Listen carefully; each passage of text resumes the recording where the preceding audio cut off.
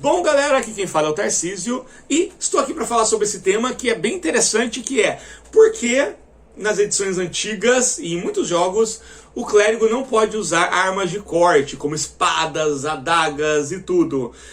Vamos ver as bases dentro da fantasia, a lógica, a base histórica que vai justificar ou não esse argumento. E é um assunto bem interessante, eu fiz uma pesquisa aqui, né? Para quem não sabe, eu já fui monge católico e eu me especializei em história da Idade Média, então tem várias coisas interessantes aqui, inclusive algumas citadas pelo Gygax. E antes que você venha comentar, tá bom? Eu sei que a partir de uma determinada edição do Dungeons & Dragons, isso mudou, se eu não me engano foi lá na terceira edição, né? E eu sei que existem 1 zilhão de jogos que não tem essa característica do clérigo, sejam jogos OSR ou jogos que não são OSR, jogos modernos, como por exemplo Might Blade e tudo mais. Eu sei de tudo isso, tá bom? Mas eu tô pegando porque acabou virando um tropo do RPG, principalmente das primeiras edições lá do D&D, e tem alguns jogos que ainda mantém isso, como por exemplo o meu querido Pocket Dragon, ele ainda tem isso. Por exemplo, no Pocket Dragon, o clérigo, olha só, tem até uma frase, só pode usar massas e bordões. Bordões, para quem não sabe, é o cajado. Vamos falar sobre isso também. Por quê? Por que será? Então, tem a primeira justificativa, que foi aquela que constava nos livros, nos primeiros livros de D&D, e atribui-se ao Gygax essa justificativa, que era o seguinte, mas essa justificativa é muito fraca, e vamos ver por que é fraca, mas tem justificativa, tem sim. E aí eu achei 4 boas justificativas para justificar. 4 boas razões para justificar essa limitação do clérigo. Então a primeira justificativa que a gente encontra lá nos livros originais é que o clérigo não gosta, ou o deus ou deuses ao qual o clérigo serve, não gosta de derramamento de sangue. Então quando você faz um corte, você tira a espada, espirra sangue para todo lado. Mas é muito frágil esse argumento, porque se você pegar uma massa e tacar na cabeça de uma pessoa, nem precisa botar muita força. Vai sair sangue sim, vai derramar sangue. Talvez não vai espirrar como se fosse uma torneira, mas não tem como você esmagar a cabeça do inimigo e não tirar sangue. Não tem como você dar com tudo no meio do peito do cara e não tirar sangue. Então é um argumento que só funciona se você não tiver visualização ou se você está assistindo muito filme. Na vida real, vai derramar sangue sim, né? O pessoal acha que o seu corpo humano é feito de borracha, né? Que ele amassa e fica ali de boa, né? Então esse justificativo é muito frágil, mas ele tem uma base histórica. Algumas pessoas lá do primeiro grupo, junto com o Gygax e com o Arneson, dizem que o Gygax estava lendo sobre a História Média, ele estava fazendo vários estudos, e ele esbarrou na história de um bispo que chamava Odo, que era um tipo de bispo guerreiro, e em um determinado relato desse bispo, ele falou isso, que e aí mostra uma foto dele usando uma arma de concussão, né, de impacto, e tem a frase associada dizendo que ele usava aquilo para não derramar sangue em nome de Deus.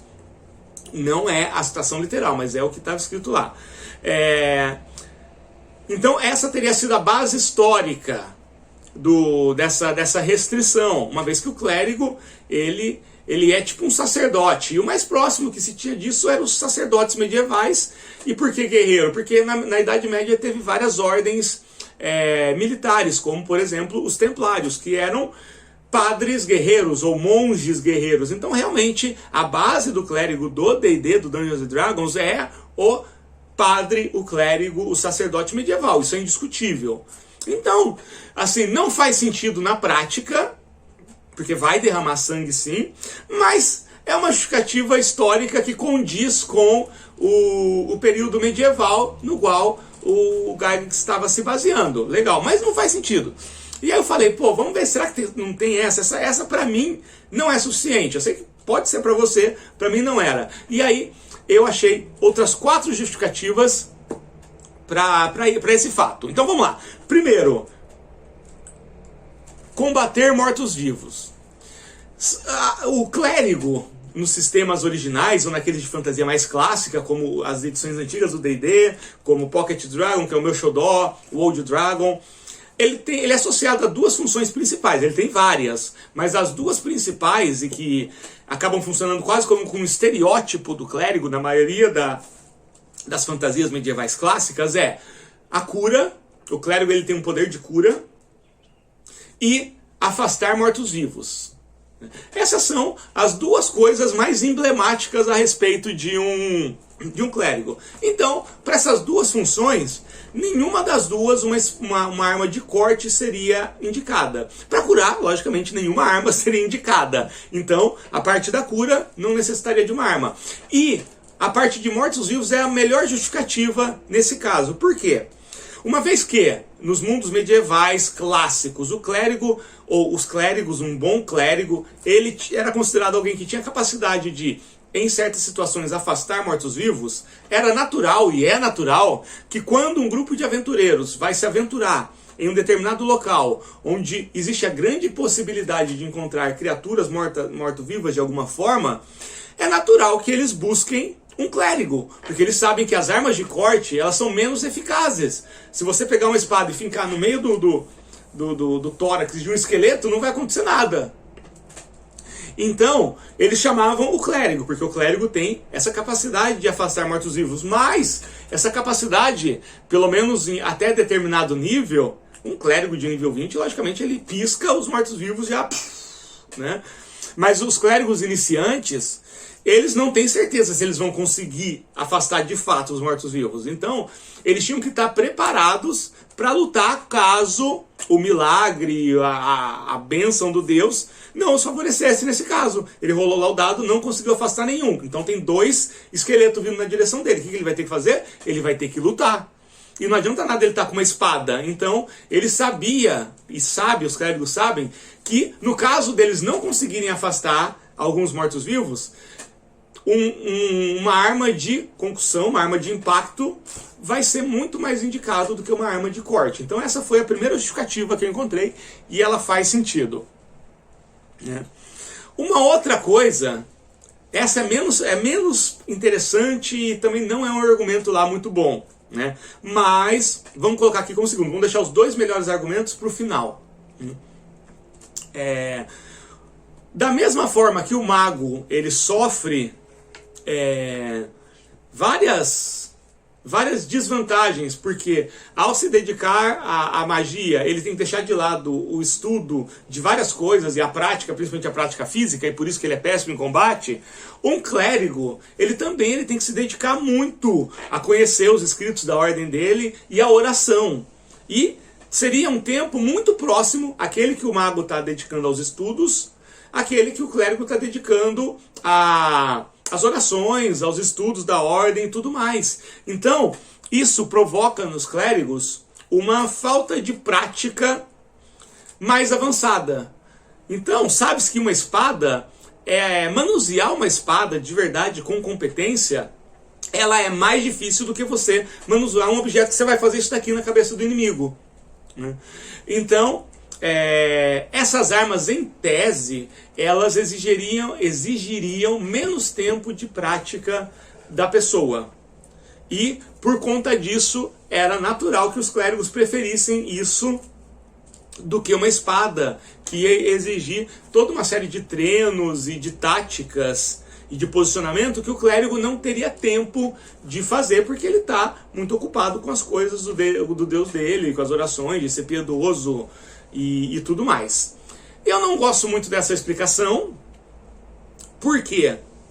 Porque na Idade Média existiram várias ordens militares, sendo a mais famosa dos Cavaleiros Templários, e eles gastavam horas e horas treinando na espada. Então, assim, essa justificativa que eu acabei de falar do clérigo que não teria tempo, por isso ele escolhe armas que exigiriam menos técnica, ela não encontra muita base na Idade Média real. Eu estou falando da Idade Média eurocêntrica, da onde veio a imagem do clérigo, tá bom?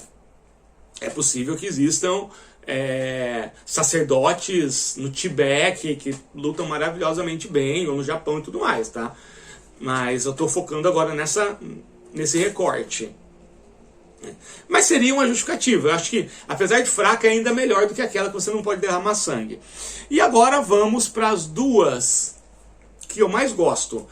Essa terceira eu gosto assim, nem tanto. Agora, a quarta é a melhor.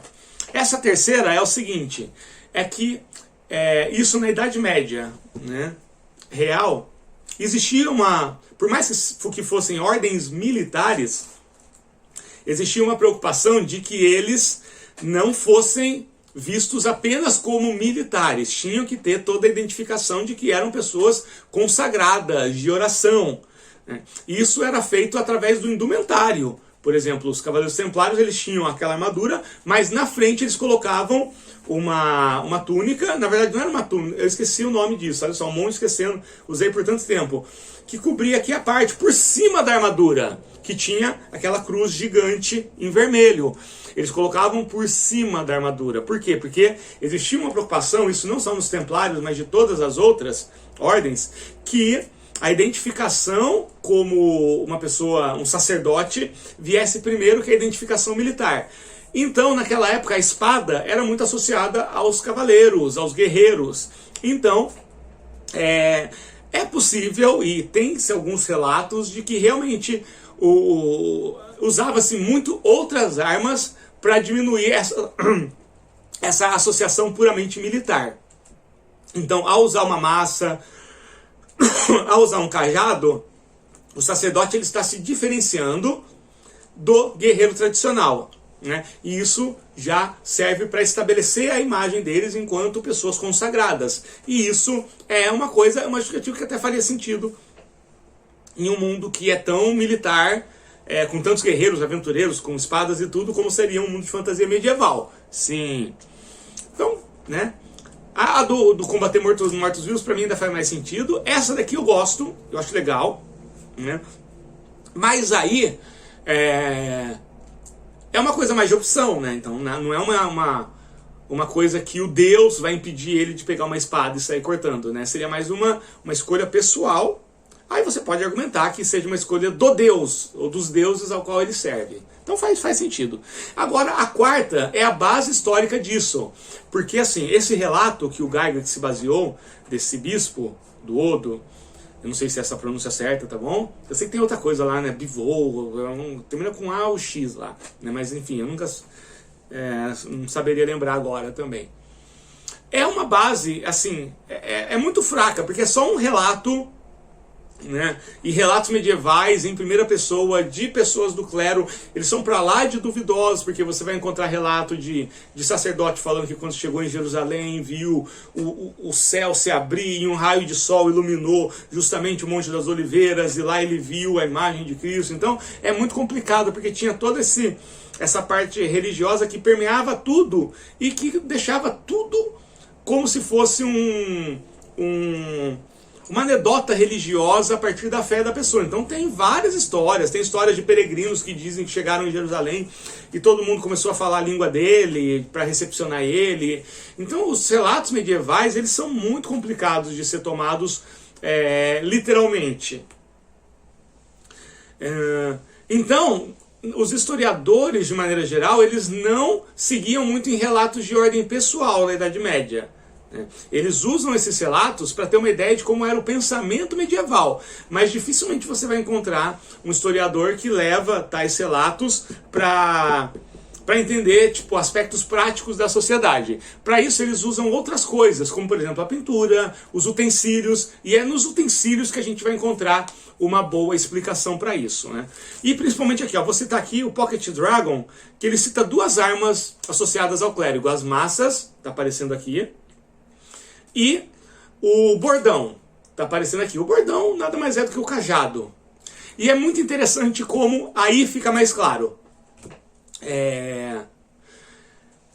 Até hoje, no indumentário religioso cristão católico, que é da onde vem, porque a gente tem que contar, gente, que até o fim da Idade Média só existia a Igreja Católica. Na verdade, no século XI teve o cisma, que aí se formou a Igreja Romana e a Igreja de Constantinopla, a Igreja Bizantina. Constantinopla se chamava Bizâncio, mas as duas eram Igreja Católica. Uma era a Igreja Católica Romana e outra era a Igreja Católica Bizantina. Então não era diferente, era diferente em algumas posturas, mas eram as mesmas crenças e a mesma simbologia, ou quase a mesma simbologia. E aí, gente, olha só, desde o século VIII, quando a igreja realmente começou a ganhar muito poder, já era poderosa desde o século IV, né, quando se tornou a religião oficial do Império Romano, mas a partir do século VII, século VIII, ela realmente começou a se tornar uma potência de todas as áreas, social, econômica, financeira, tudo. E nessa época era comum a indumentária dos sacerdotes, e tinha alguns utensílios que eram muito próximos disso, que eram comuns. Por exemplo,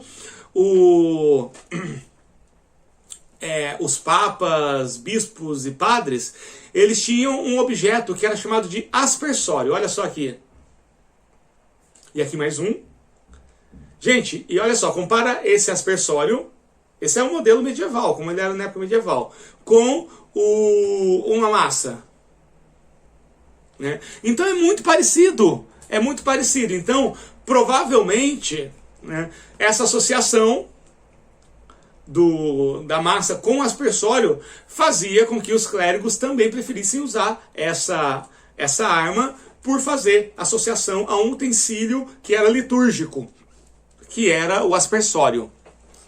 O aspersório ele era oco por dentro, o padre mergulhava dentro de um recipiente com água benta, isso enchia e ele saía aspergindo água benta. E lembrando que a gente não está falando agora que era só uma coisa para mulher, está falando da Idade Média, em que acreditava-se que a água benta era a coisa mais poderosa do mundo, que poderia curar doenças incuráveis. Essa era a crença oficial da Idade Média. Olha só o poder desse objeto.